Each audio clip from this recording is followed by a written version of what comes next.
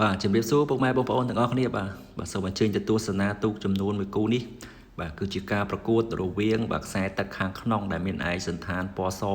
បាទជើងចង្វាពណ៌សនោះគឺជាទូកដែលមានឈ្មោះថាវិចិត្រតេជោសែនជ័យ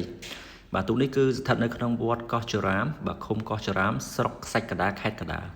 បាទចំណែកខ្សែទឹកខាងក្រៅដែលមានឯកសណ្ឋានពណ៌ក្រហមបាទជើងចង្វាពណ៌សនោះបាទគឺជាទូកដែលមានឈ្មោះថាអធិរាជកងពេជ្រសែនជ័យបាទទូកនេះគឺអញ្ជើញមកពីវត្តបាទកងត្រនឹងបាទឃុំកងត្រនឹងស្រុកកងមាសខេត្តកំពង់ចាមបាទនេះគឺជាការប្រកួតជើងទី1បាទខ្សែទឹកខាងក្រៅហាក់ដូចជាមានព្រៀបបាទខ្លាំងមែនតើបាទអធិរាជកងពេជ្រសែនជ័យបាទមានព្រៀបទៅលើវិចិត្រតេជោសែនជ័យបាទហើយវីដេអូនេះគឺខ្ញុំដកស្រង់ចេញពីបាទវីដេអូវែងបាទក្រោយចប់ការប្រកួតបាទគឺខ្ញុំមានការផុសបាទតាំងពីគូបាទទី1រហូតដល់បាទគូចុងក្រោយ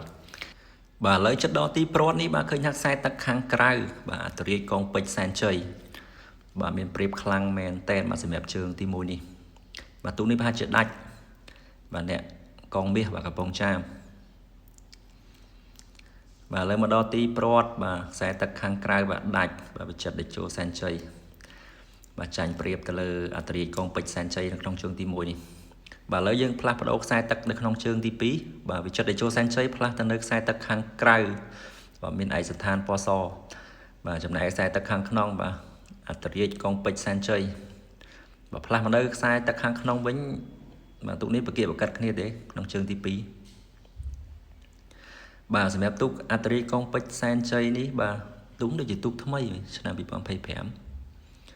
បាទសម្រាប់ពណ៌វិញបាទបើមើលសញ្ញាមើលក្នុងទូរស័ព្ទវាអត់សូវឃើញណាក្នុងវីដេអូតែបើនៅខាងក្រៅវិញស្អាតមែនទែនបាទពណ៌ខ្មៅបាទរំលេចទៅដោយពណ៌ទឹកមាសបាទទៅច្រឡំកញ្ញូងអីទៅខ្មៅបាទឥឡូវជើងទី2នេះគឺបាទនៅតែខ្សែទឹកខាងក្នុងបាទអធិរាជកងពេជ្រសែនជ័យនៅតែមានព្រៀបបាទទៅលើវិចិត្រតេជោសែនជ័យប៉ុន្តែគាត់ថាជើងនេះប្រហែលជាអត់ដាច់ទេ